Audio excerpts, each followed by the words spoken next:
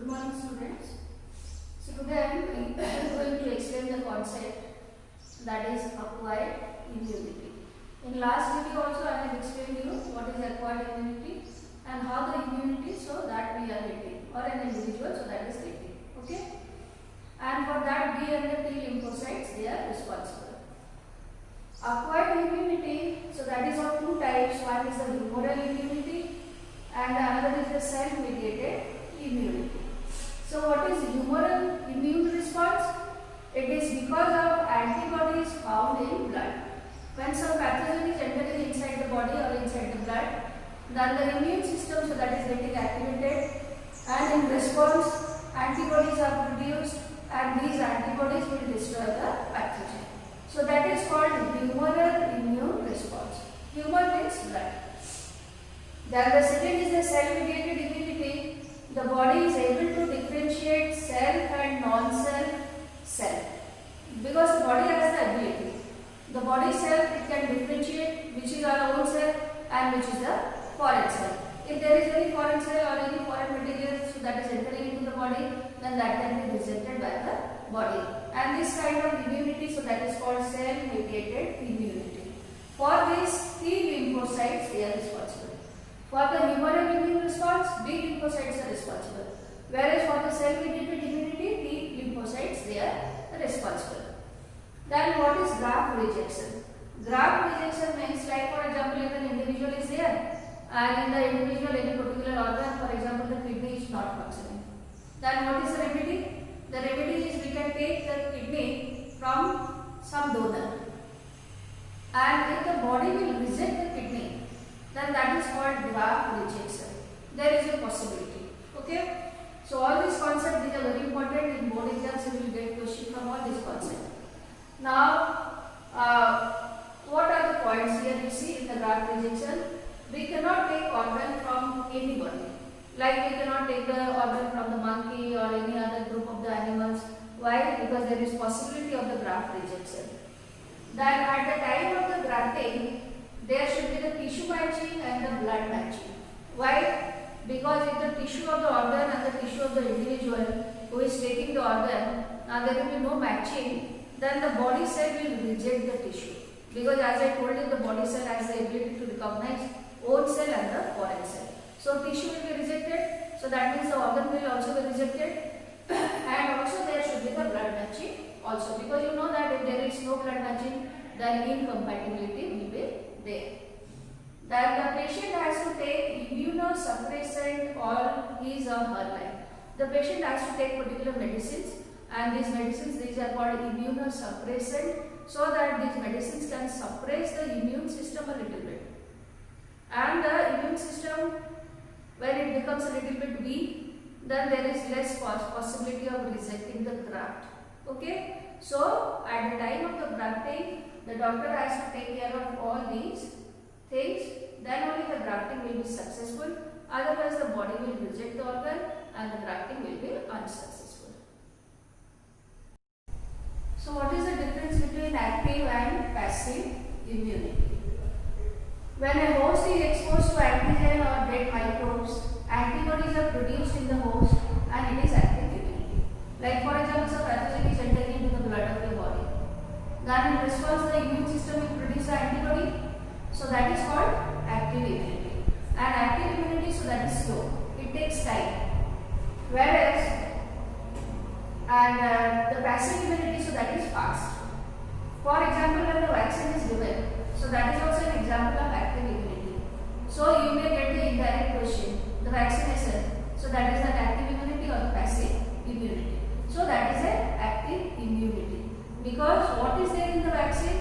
In the vaccine you can find out either weak pathogen is there which cannot produce the disease, or you can find out there are the antigens which are produced by the pathogen, they are present. So that the body immune system will get activated in the presence of the weak pathogen and starts preparing antibodies. But this is a slow procedure and it will take time. Whereas in the passive immunity, we are giving the ready-made antibodies.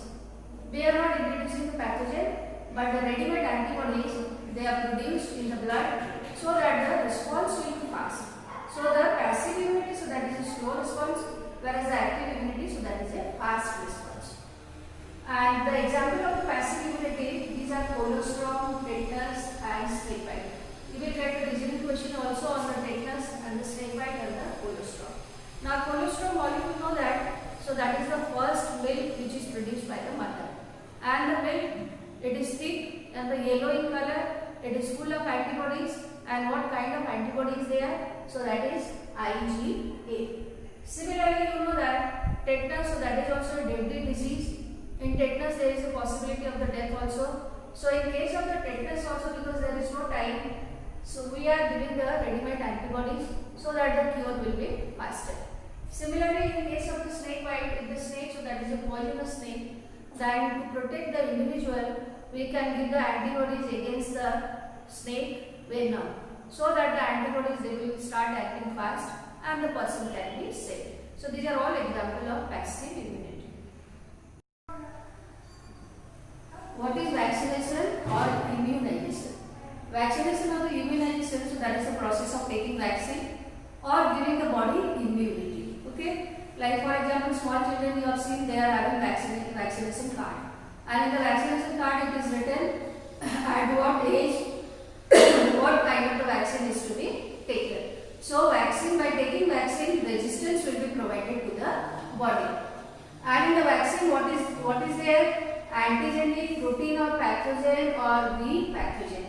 The protein which is produced by the pathogen or the poisonous compound which is produced by the pathogen, so that is called antigen. And antigen is also one kind of protein or polypeptide. So in the vaccine, either you can find out the antigenic proteins or the weak pathogen are there which cannot produce the disease, but in their presence the immune system will be activated.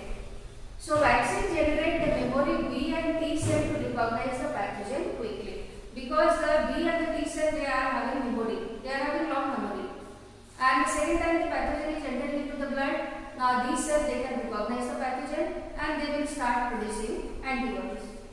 The recombinant DNA technology helps to produce vaccine in large scale. So nowadays, whatever vaccine, because there are many vaccines, for example, hepatitis B vaccine is there, for the smallpox vaccine is there, for measles and for the rubella, there are so many vaccines are there, and it is only possible with the help of recombinant DNA technology. So how? Because there we are taking the help of microorganisms, mainly bacteria. So now I will explain you how recombinant DNA technology, so that is helping to produce vaccine. So we are using microorganisms, generally bacteria. Now all of you know that bacteria has its own DNA. Now in the DNA of bacteria, if one foreign gene is joined, and if the gene, it can produce the antibodies against any particular pathogen, then the bacteria will start producing the antibody. And as you know that the time to reproduce in case of the bacteria, so that is very small time period. It is only 20 minutes or 30 minutes. So within 20 or 30 minutes the bacteria can reproduce once. So in a day the bacteria can produce the antibodies many times. And this is the way how the recombinant DNA technology, so that is helping to produce vaccine. Now the next concept, so that is allergy. Allergy is the exaggerated response of immune system. When the immune system is responding very vigorously, then that is called allergy. For example, suppose you go to a new place and suddenly you see that there are some symptoms there appearing. For example, there are watery eyes are there and the water is coming out from the nose and the sneezing is there, then suddenly it is happening. Then what is this? This is actually allergy. So that means there is any foreign compound which is present in the environment, and to that foreign compound your body immune system is responding fast. So that is the cause of allergy.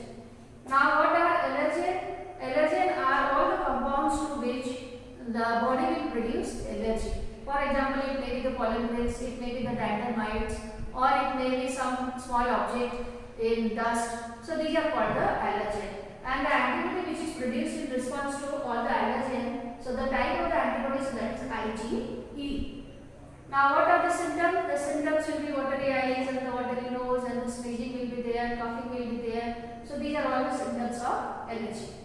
Then what chemicals are produced in the body due to allergy? The chemicals are histamine and serotonin. You have to remember, because these you get the objective question in board exams. This is very important concept.